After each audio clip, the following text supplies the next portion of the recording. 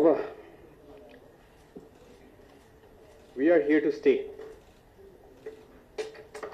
यो कुरा चाहिँ बुझ्नुपर्ने छ सबैजना। अर्को कुरा, जति पनि आरोपहरू मलाई लाइयो, अहिलेदेखि लागेको होइन, जेनजी आन्दोलनदेखि लाइएको छ, म त ठेक्न सकौँला। तर विशेष गरी आइन्दादेखि कुनै नागरिकलाई, नेपाली नागरिकलाई उनीहरूको अपमान गर्न, उनीहरूको चरित्र हत्या गर्न कसैले प्रयास गरेको खण्डमा गृह मन्त्रालय यसमा एकदम संवेदनशील भएर यो विषयलाई चाहिँ सिरियसली हामीले चाहिँ अबदेखि गृह मन्त्रालयले हेर्नेवाला छौँ। मलाई जे भन्नु छ नो प्रब्लम, म ठेक्नु सक्छु, जस्तो सुकै आरोप लगायो भने म ठेक्नु सक्छु। तर नेपाली नागरिकलाई, अरूलाई दुःख दिएको चाहिँ म हेर्न सक्दिनँ।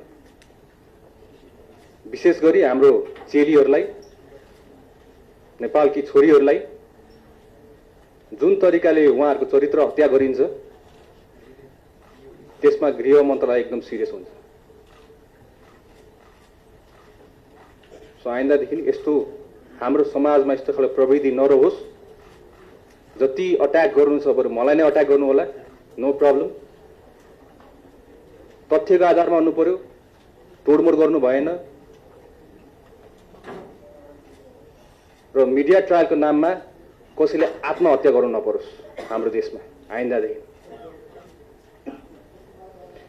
आज विशेष गरी हामीले लगभग 4वटा निर्णय गरेका छौँ। इट्स भेरी सिरियस र म हजुरलाई आज पढेर सुनाउनेवाला छु।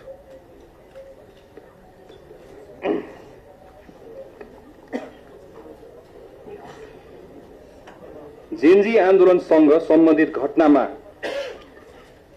फौजदारी अभियोजन भएका मुद्दा फिर्ता गर्न सकिने नसकिने सम्बन्धमा छानबिन गरी सिफारिस सहितको प्रतिवेदन पेश गर्न विशेष कार्यदल गठन गर्ने पहिलो।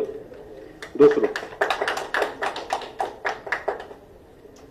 विक्रम सम्वत 2058 जेठ 19 गते भएको नारायण हिटी राजदरबार हत्याकाण्डका सम्बन्धमा यस अघि भएका अनुसन्धान प्रतिवेदन अध्ययन गरी थप छानबिनको प्रक्रिया अगाडि बढाउने।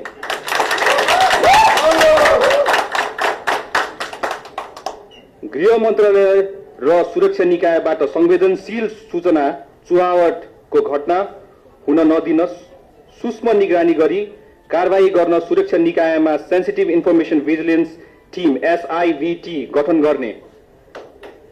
नेपाल प्रहरी अन्तर्गत रहेको केन्द्रीय अनुसन्धान ब्युरोलाई थप सशक्त र प्रभावकारी बनाउने। हाल प्रक्रियामा रहेका अनुसन्धानका फाइलहरूलाई शीघ्र टुङ्गोमा पुर्याउन निर्देशन दिने। ब्युरोमा रहेका जघन्य आर्थिक संगठित अपराध लगायतका गम्भीर प्रकृतिका मुद्दा अनुसन्धान गर्न ब्युरोमा मुद्दाको प्रकृति अनुरूप विशिष्टीकृत समूह स्पेशलाइज टिम गठन गर्ने। हरेक फाइल खोलिन्छ अब। Thank you so much.